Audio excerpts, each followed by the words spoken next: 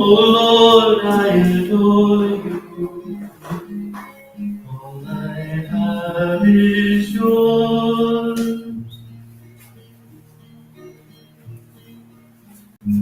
Find me completely. Keep me forever.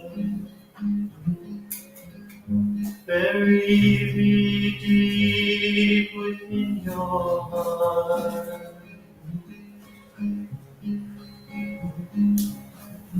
Take me and break me, but never forsake me. Bury me deep within your heart.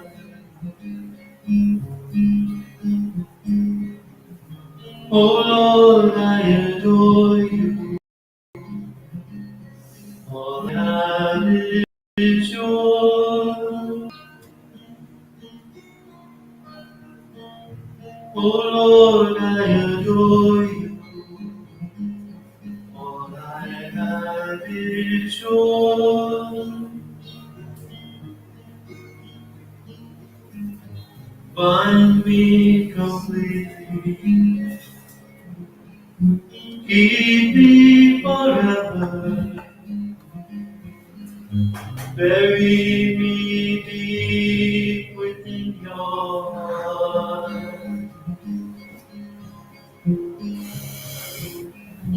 Take me and break me, but never forsake me.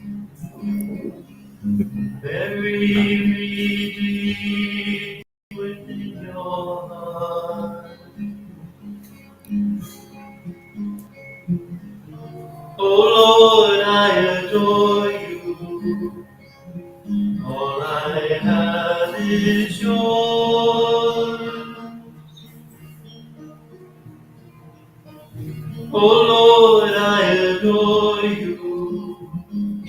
All I have is yours. Find me completely. Keep me forever. Bury me deep within your heart. Take me and break me, but never forsake me. Bury me deep within your heart.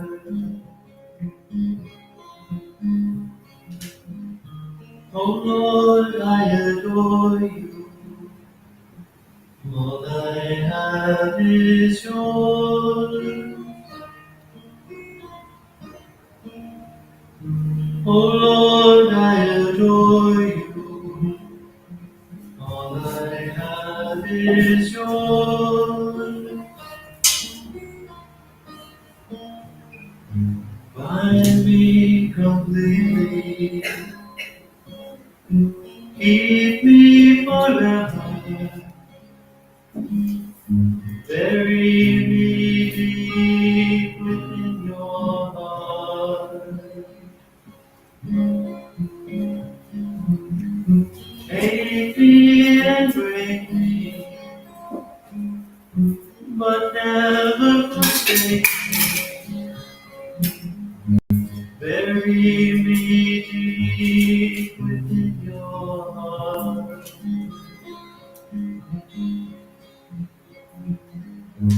Bury me deep within your heart.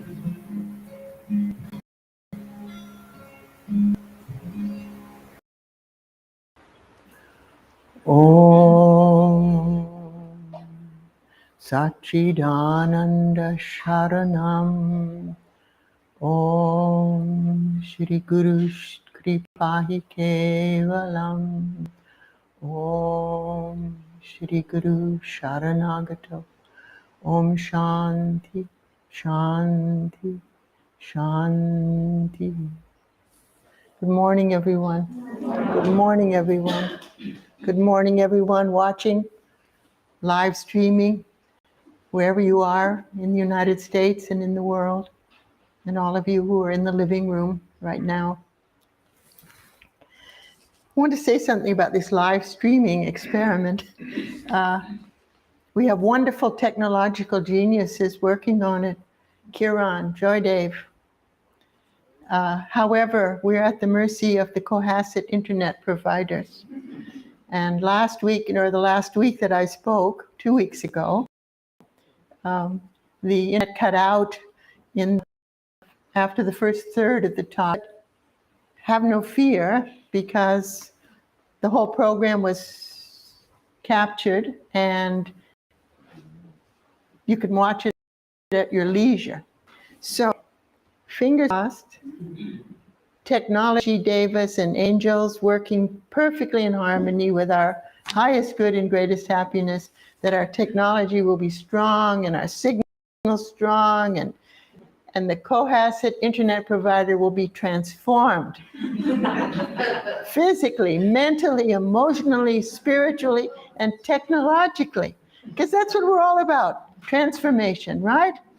So why shouldn't everyone who comes in contact with us in every level, in every smallest degree, be somehow blessed by the connection, right? That's what we all are, little dynamos of goodness in this world. I came across a beautiful quotation by Kathleen Dean Moore.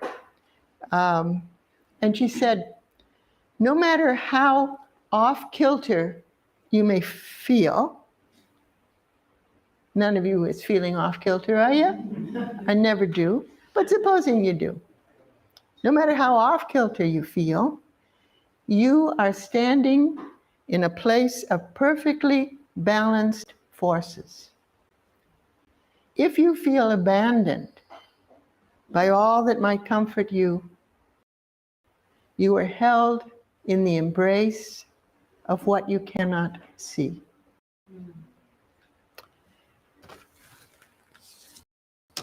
She's a philosopher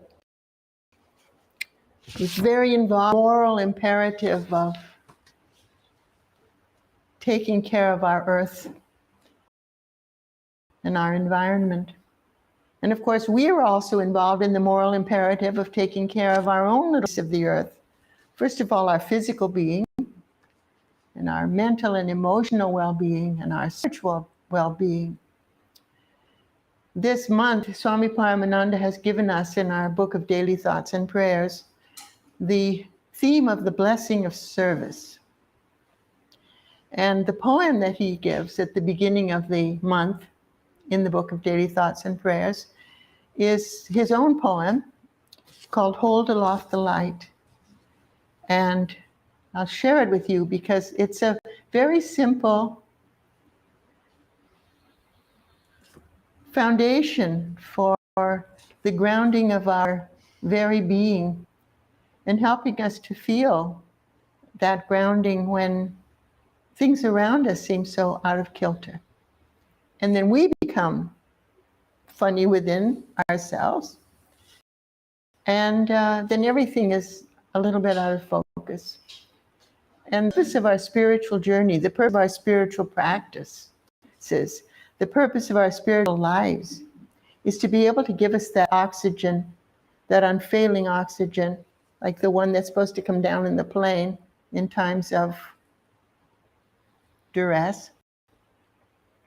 We have something definite, something unchanging upon which to call, upon which to lean, upon which to gain our strength and be able to stand firmly at our post. The poem is, stand firm, hold aloft the light. That's the light that each one of us has. The light that each of us has funded for ourselves through our own experience, because we can't really live on other people's light. We can be inspired by it, we can aspire to it, we can know that it exists, but we have to each of us find it for ourselves and keep it kindled. It never goes out, but it can sometimes feel burning kind of dim when we feel overwhelmed by circumstances. So the light that we have within ourselves, that we each have,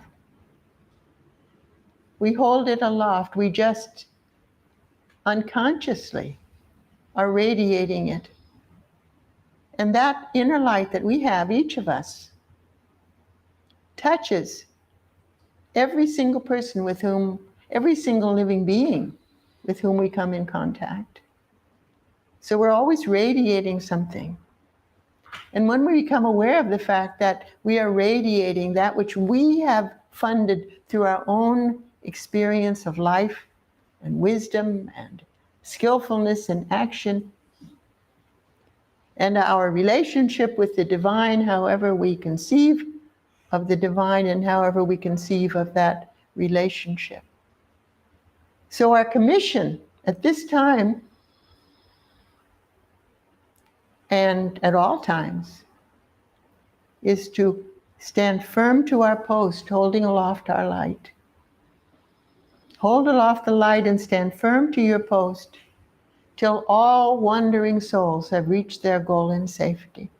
See, there's no one beyond redemption. There's no one who isn't going to arrive.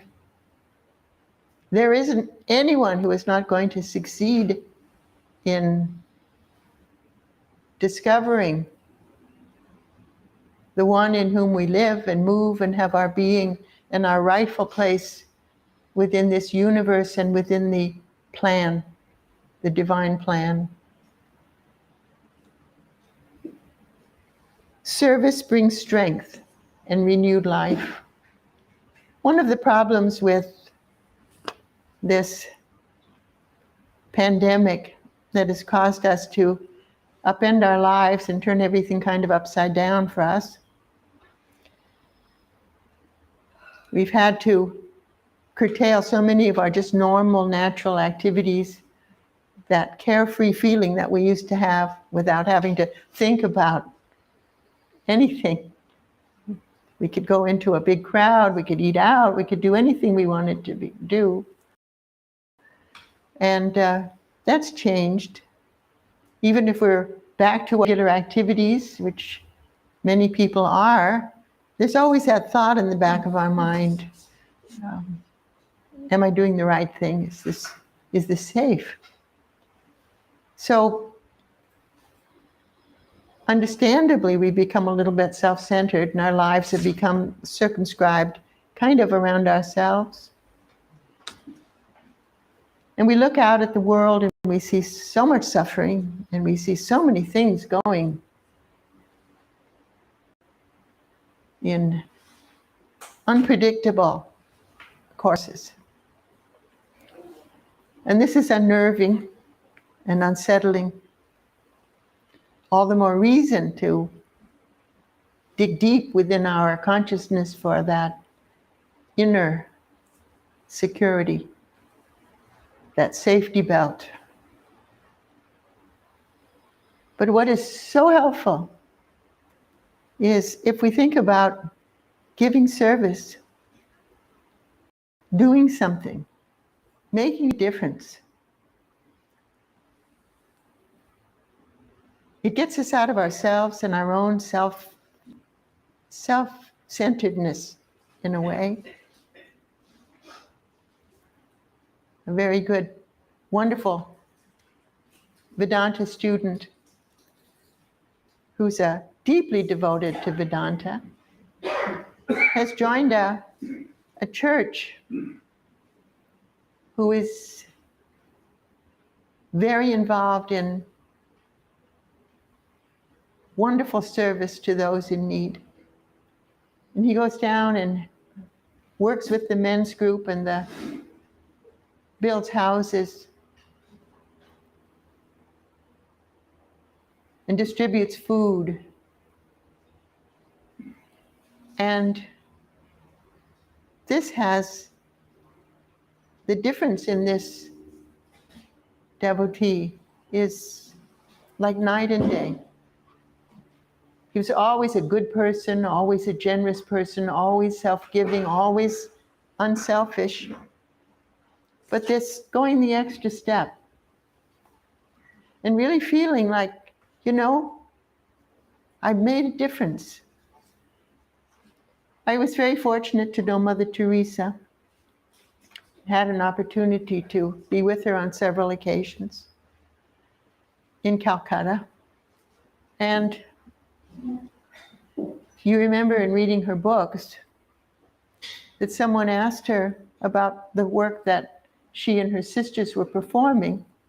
The reporter said, what you're doing is really a drop in the bucket in the scheme of things, the ocean of suffering that there is all around us.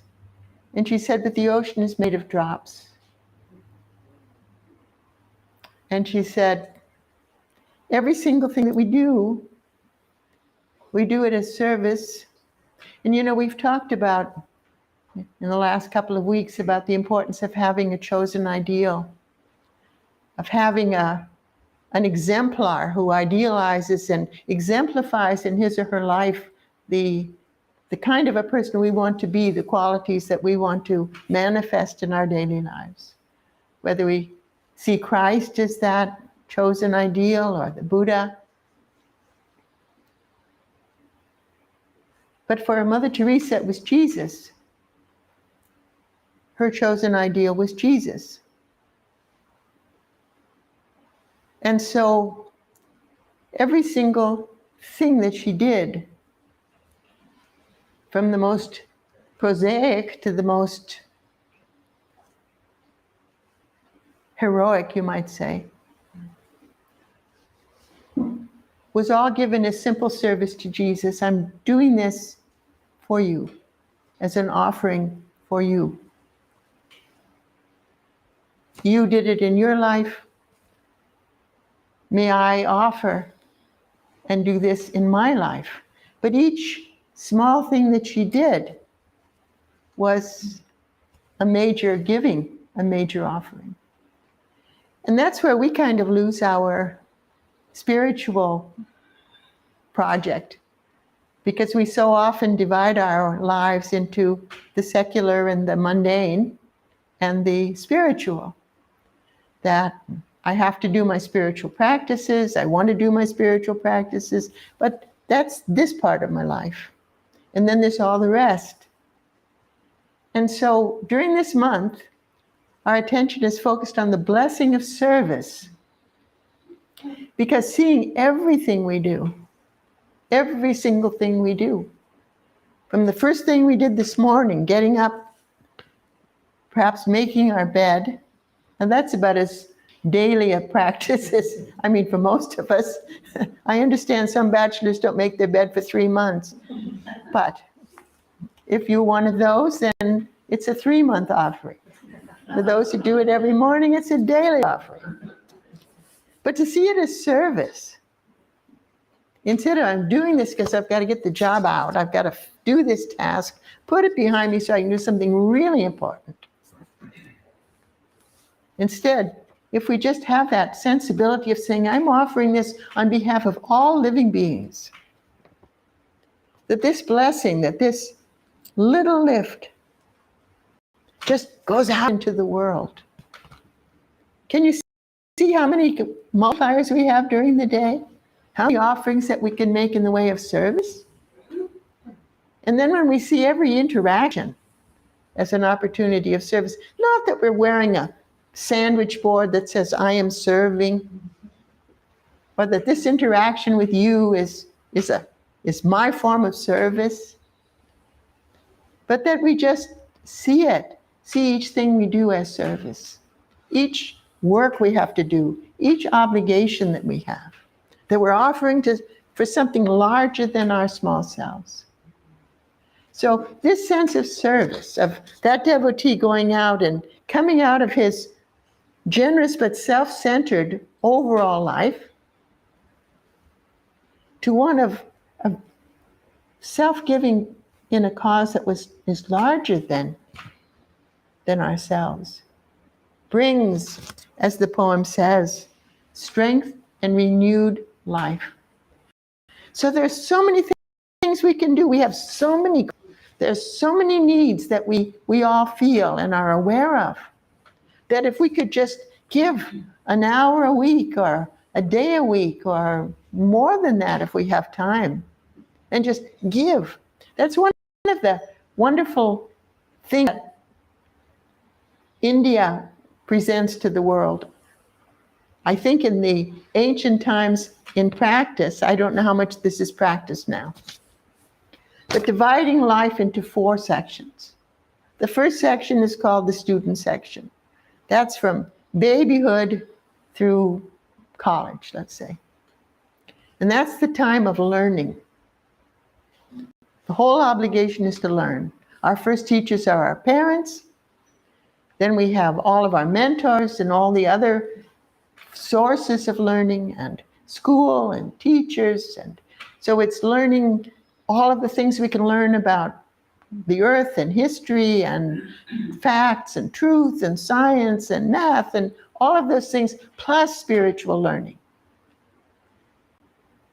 plus learning about other religions, plus learning about prayer, plus learning about morals and ethics and spiritual principles. And then we come to the next phase of life, which is called the householder life. And that's when most people become married and start families. That's when it's time to give to society, to make money, not dishonestly, but to earn a living and support the important institutions of society that carry forth the enriched legacy that civilization has developed, supporting museums and schools and universities and charities and places of religion and all of those things we believe in, and supporting family and extended family and taking care of children and taking care of those relatives who are in need and watching out for the needy in society. That's the householder life. And then we come to the third stage of life. And for many people, it's titled, "So I'm Off to Florida." I'm retired. Time for bridge and golf. Unimpeded. But the ideal in this paradigm is at this stage of our lives, of human life, is equally significant and important. And it's called the forest life. And the ideal at the time was that the parents who had lived the householder life to the fullest, dedicating themselves to family, to community, to nation, turn the family business over to the most competent child, and turn toward the inner life. Not that the inner life wasn't undergirding these other first 2 stages, but that this is the time in life to really study spiritually, to really take time for retreat, to even go to the forest, go to that cabin in Maine, go and have more of an inner life. And then, as part of that, is that all the skills that we have funded and been paid for, we give them away. We give them wherever they're needed. Our wisdom, our expertise, our skills, our art.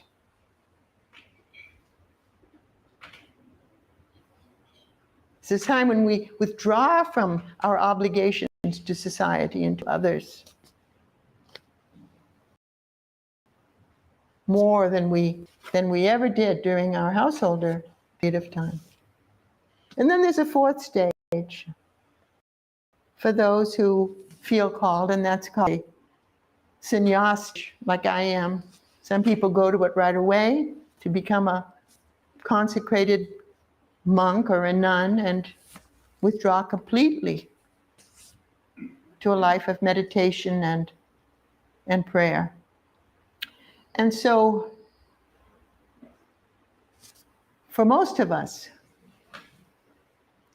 we feel so often that we're helpless in the face of all of the many challenges that confront so many people today. But each of us can do our part. And we feel so much better if we do something. So we go to bed and say, well, I helped with this. I believe in this cause.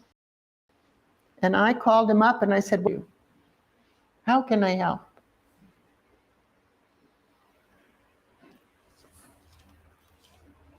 Love, loving kindness cures all weariness. We get exhausted with hatred, resentment, and fear and anxiety. And to be able to draw upon a quality, a power, a force called love, but I prefer the more pragmatic term loving kindness, because we can see how that works. We can kind of draw it forth more easily in our consciousness. It cures all weariness. And faith. We think so often of faith as belief in some dogma, creed. But faith means trust. And certainly at times when the rug feels pulled out from under us in our individual lives, trust is a very, very helpful commodity. Trust, the crowning jewel of life, performs all miracles. It performs all miracles because when we have hope, and we must never allow that candle of hope to gutter and die out in us, but hope for the best, the highest good, the greatest happiness, not only for ourselves, but for those whom we love, and for the ever-widening circle of care for all living beings. When we can have optimism always that things in our life together can and will be better. And that we'll play our part in that by holding that space. Instead of allowing our minds to just close down and contract. Trust keeps that space open. And therefore, miracles of transformation can and do occur. And remember how many more men and women of goodwill there are in this world who are doing things, who are accomplishing things in little ways and in big ways that we're not even aware of. And that's why sending out our prayers of support to these people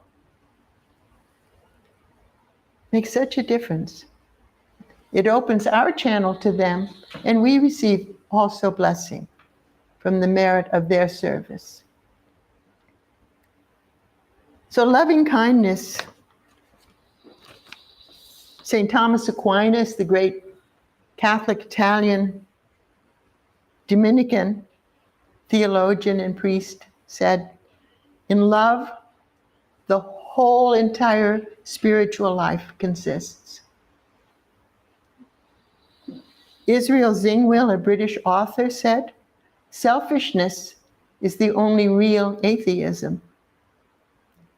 Aspiration and unselfishness, the only real religion. And the Dalai Lama, whose birthday this week, 87, I think.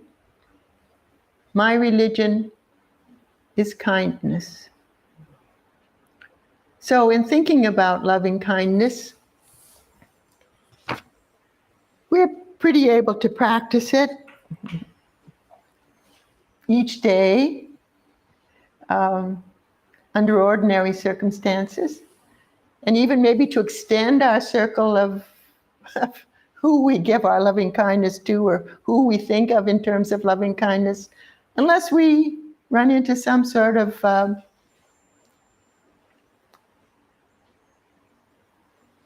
opposition, something that arises that contradicts that feeling of loving kindness.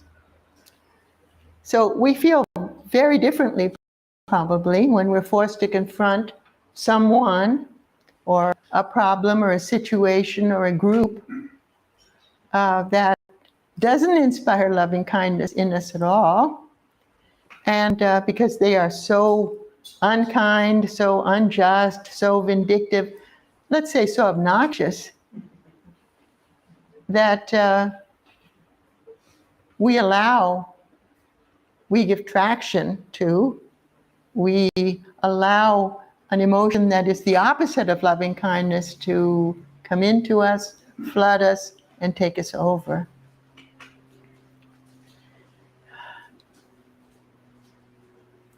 We even may feel justified in allowing this to happen. However, no matter how justified we may feel, that feeling of hatred or intense dislike or bitterness or our own vindictiveness harms us physically, and it harms us spiritually, and it clouds our spiritual vision. It actually harms us much more than we can possibly realize.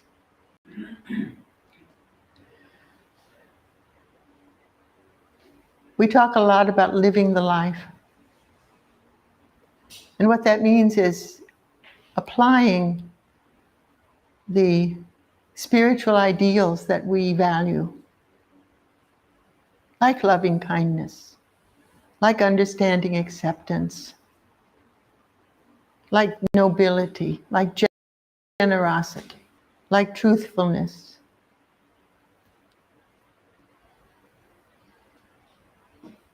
Living the life, applying our spiritual principles in all circumstances that arise in our daily life, regardless of opposition from without or opposition from within. And what I mean by that is that many things arise during the day. But when they arise,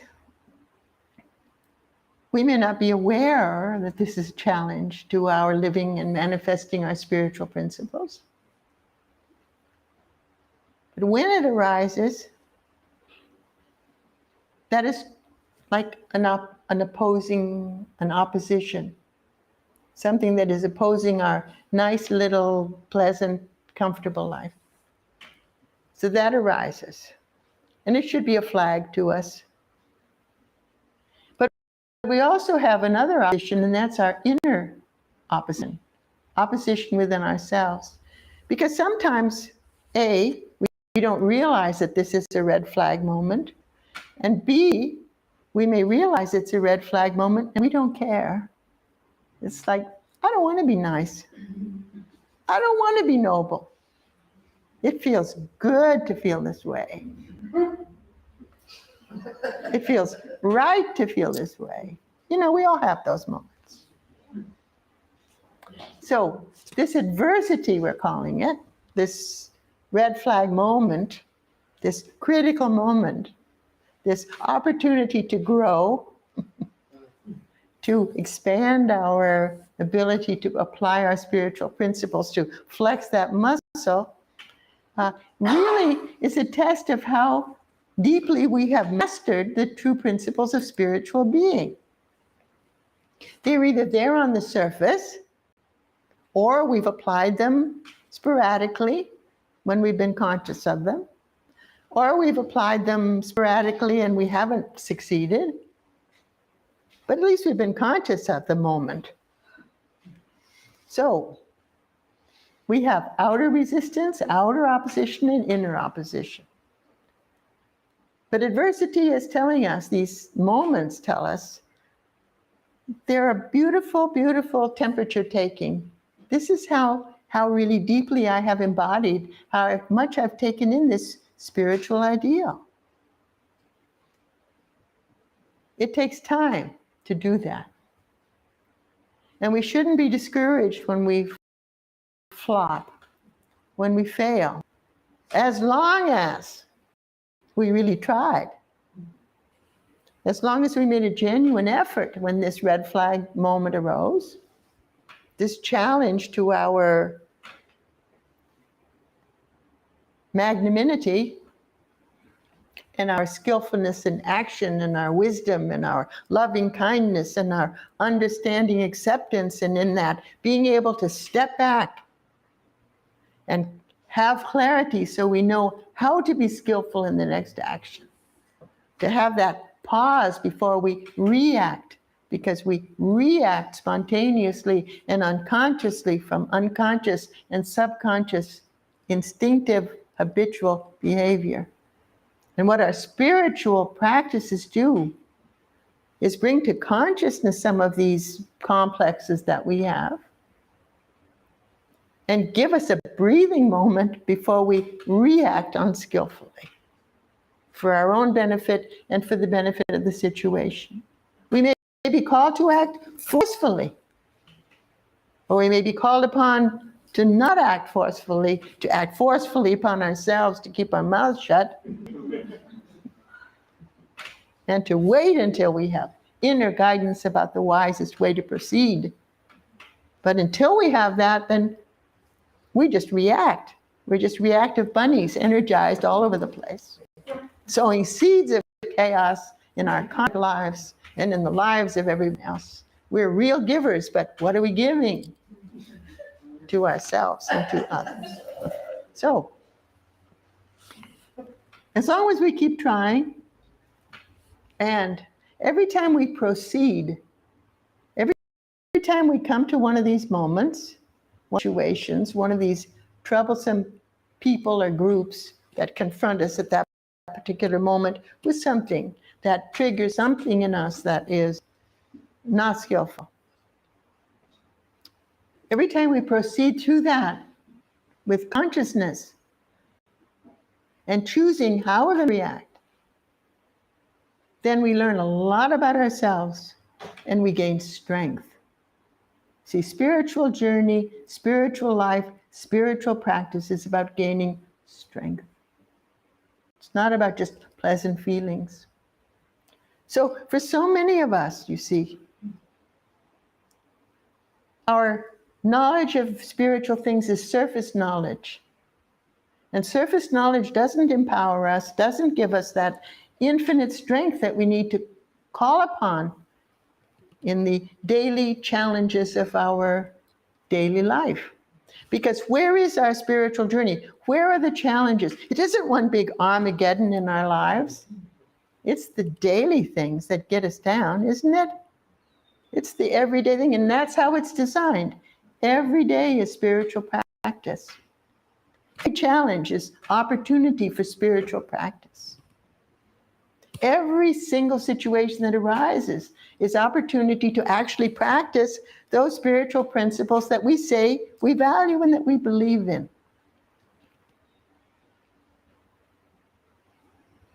We plan to be noble.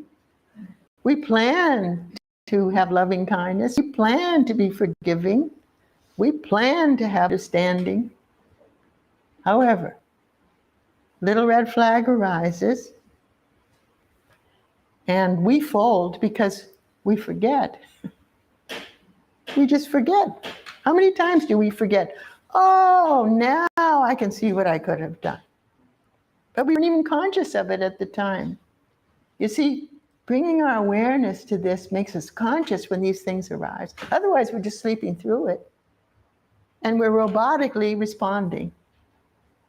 We're responding the way we've habitually responded lifetime after lifetime until now when we are trying to wake up. So,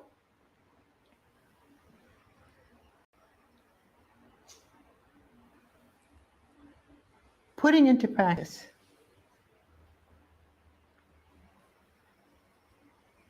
Having a life of devotion is so important. What do I mean by that? Having a personal relationship with the divine, with your chosen ideal. Because why do we forget in those moments we want to be most awake? So that we choose wisely. Why do we forget? It's because what we really are conscious of is our smaller self, our human self, our needs, that material part of our lives. And we're not conscious of the divine at all, or of a higher power at all. Might as well not exist at that moment. That's why developing a bhakti, or developing a devotional life of feeling, as Christ taught us, we're to love God with our whole heart, our whole being, our whole strength. And we're to love one another. And Jesus ratcheted up a bit, said, as I have loved you, you've seen how I love you. So now you go and do likewise, he said. So having a devotional life, having that kindling and working on and being conscious of having a real love for the divine through that chosen ideal makes such a difference, makes all the difference in the world. In closing, Swami Paramananda said, after we have applied our mind for so many years on our spiritual journey, studying, analyzing, discussing, arguing, and after we have exercised our will, I will be more self-disciplined, I will do this, I will not do that, we reach a certain point in our spiritual journey where we put everything aside and we say and feel, I give myself to you. Reveal yourself to me. Become real to me. That spirit of surrender, of turning over each situation to the divine, of turning over ourselves to the divine, that childlike, helpless feeling endows us with a connection with greater wisdom than any mental calculation or anything outside of us that the world can provide may offer. In practicing trust and surrender, this kind of surrender, we begin to feel that we are actually a part of the divine and that we are truly in his hands under all circumstances. We feel, and eventually we know. We know and can say and can feel with the fullest conviction of our being, you know, your will be done in the smallest circumstances and in the hardest situations. When these feelings saturate our whole consciousness, we find an inner peace, and we are able to extend that peace and that loving kindness to others, even to our so-called enemies.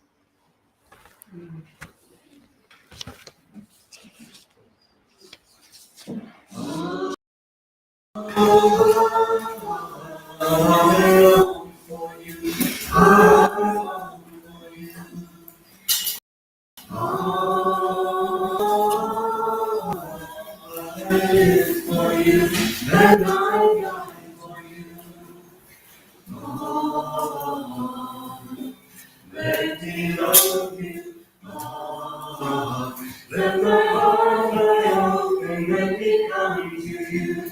Let my heart fly open, let me come to you. Let my heart fly open, let me come to you. Let my heart fly open, let me come to you.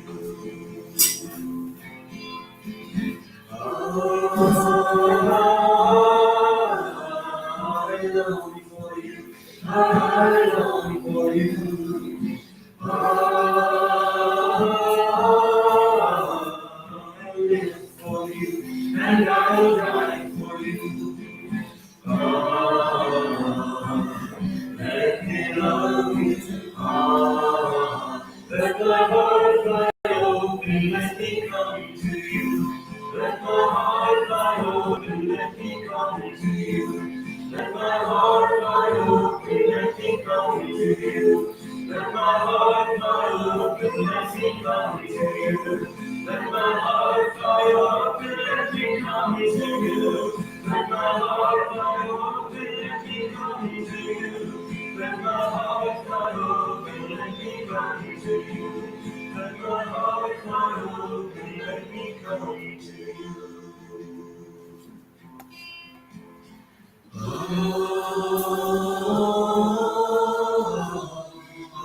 long for you. I long for you.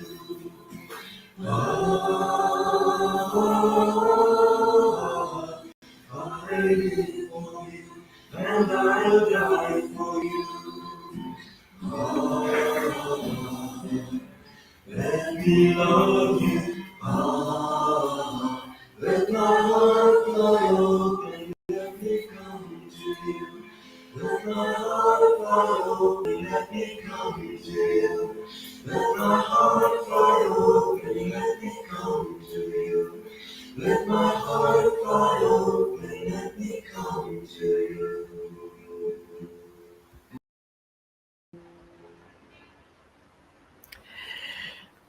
I hope you've noticed the beautiful sign outside on Beechwood Street. In the big storms of the winter, we had quite a lot of damage in here. As you know, we lost so many trees around the temple, and a tree fell on the main house and thrashed one of the bathrooms there, and another tree fell on the cottage down here. It was aiming for bathrooms, I think. Must want to annihilate bathrooms. I don't know. Anyway, it got the fence, the signs that we've had up there since the very beginning. And people said, oh, what a loss, those beautiful, beautiful signs. And Mark Tempesta,